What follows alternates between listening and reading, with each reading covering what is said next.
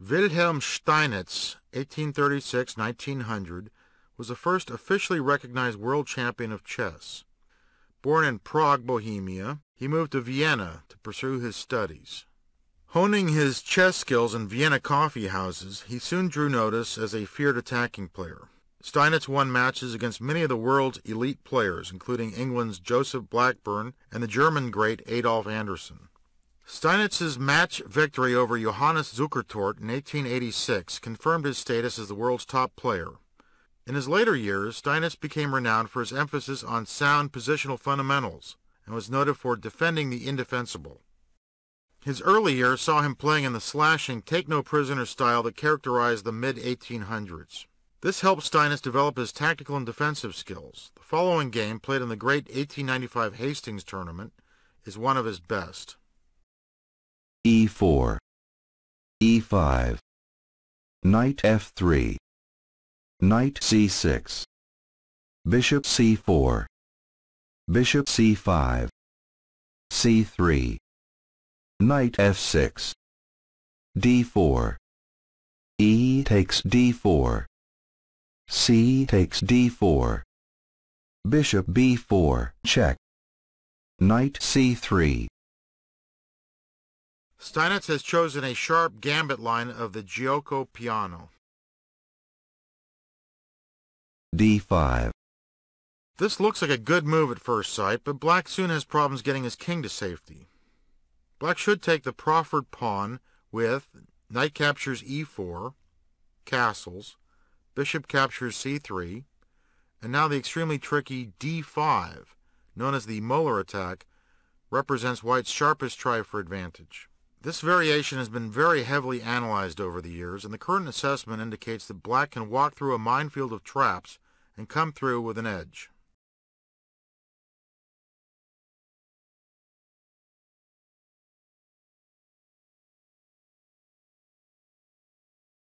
E takes D5, Knight takes D5, Castle kingside, Bishop E6, Bishop G5, Bishop E7, Bishop takes D5, Bishop takes D5, Knight takes D5, Queen takes D5, Bishop takes E7, Knight takes E7, Rook E1, F6. Black hopes to castle by hand by soon playing King F7, followed by Rook F E8, and then King G8. Black has also prevented Knight E5.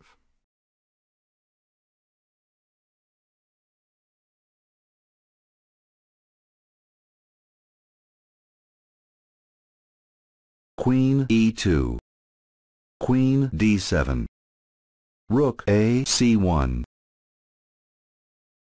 A more effective continuation was the centralizing move Rook AD1, with one nice point illustrated after King F7, Queen C4 check, Knight D5, now the thematic shot Knight E5 check, F captures E5, D captures E5, and Black cannot meet the two threats of Rook captures D5 and E6 check.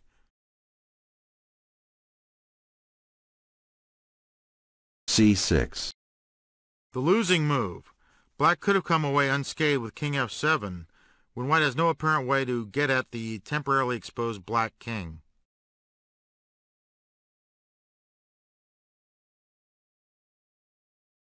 D5.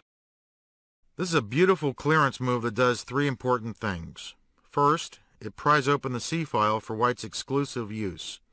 Second, the D4 square is vacated to make room for White's knight. The square D4 will become a launch point for a further violation of Black's territory by the White knight. Finally, Black will no longer have the D5 square available for his own knight. C takes D5, Knight D4, King F7, Knight E6. The White knight is incredibly strong here. Black must keep watch now over various weak points in his position. First, he must guard against Rook C7.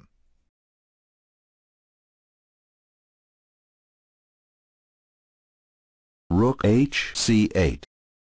Queen G4. The queen not only attacks G7, but it also lines up on the H3-C8 diagonal, menacing black's queen on D7. G6. With G6, von Bardeleben finds a very cunning defense. White has a seemingly simple combination now, but there is a small problem of his back rank. Knight G5 check, king to E8. Black must play this or lose his queen.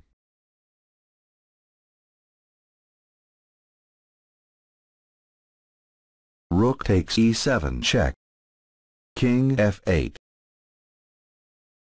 What happens if he takes the rook? Well, let's see. If queen takes E7, rook takes C8 check wins a piece. If king takes E7, white wins with queen B4 check, king D8, knight E6 check, either winning a queen or mating. Now if white carelessly grabs the queen, disaster strikes in the form of back rank mate.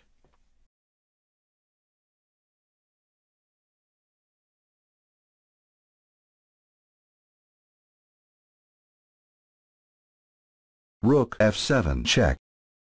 King G8. Rook G7 check. The rook is immune from capture. Queen takes G7, rook takes C8 check wins easily, and king takes G7, queen takes D7 is check.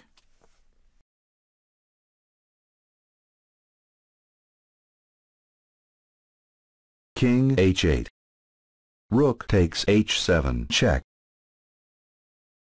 Steinitz has driven the black king across the back rank, and now this move forces it back again. The newly opened H-file is the key to finally clinching the game.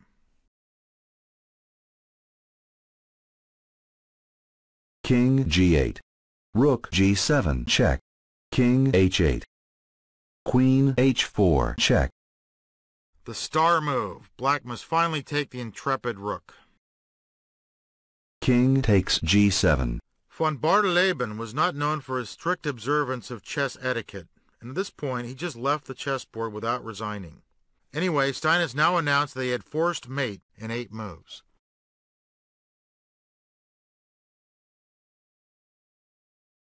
Queen H7 check.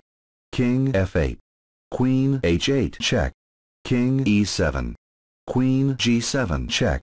King E8. Queen G8 check. King E7. Queen F7 check. King D8. Queen F8 check. Queen E8.